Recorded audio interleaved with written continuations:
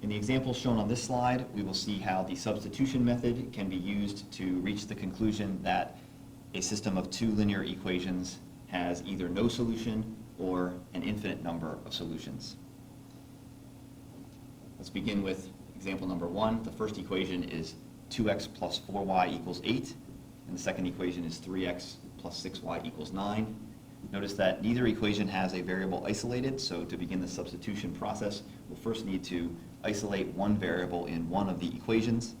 We have some flexibility in terms of which equation and which variable we choose, but let's solve the second equation for x to get started.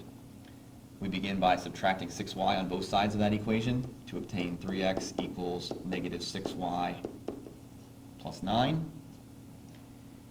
Then we can divide both sides of the equation by 3, being careful on the right-hand side to divide each term by 3 to obtain negative 2y plus 3.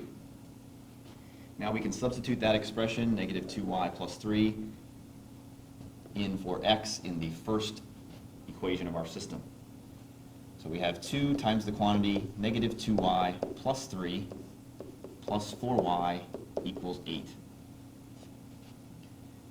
Applying the distributive property, we have negative 4y plus 6 plus 4y equals 8.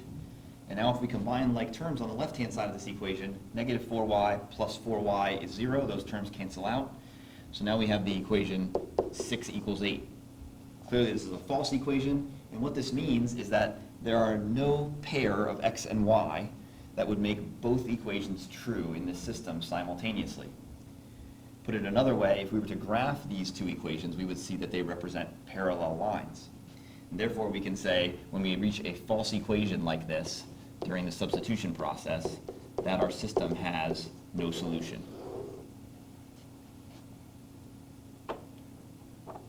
Now let's look at example number 2. Our first equation is x equals y plus 7, and our second equation is 3y equals 3x minus 21. In this case, the first equation already has x isolated, so we can easily substitute y plus 7 in place of x in the second equation. And our second equation reads 3y equals 3 times the quantity y plus 7 minus 21. Let's use the distributive property to multiply, and we have 3y plus 21 minus 21 on the right-hand side. Now if we combine like terms on the right-hand side, we see that 21 and negative 21 cancel out, so our equation is 3y equals 3y, and then if we were to attempt to isolate y to gather the like terms onto the same side of the equation, we would need to subtract 3y on both sides of the equation. If we do that, we'll obtain an equation that says 0 equals 0. This is not a false equation, this is actually an equation that's always true, and what this tells us is that we have two equivalent equations in our system. Both equations represent the same line, and therefore this system has infinite solutions. Every point that falls on the graph of these equations is a solution to the system.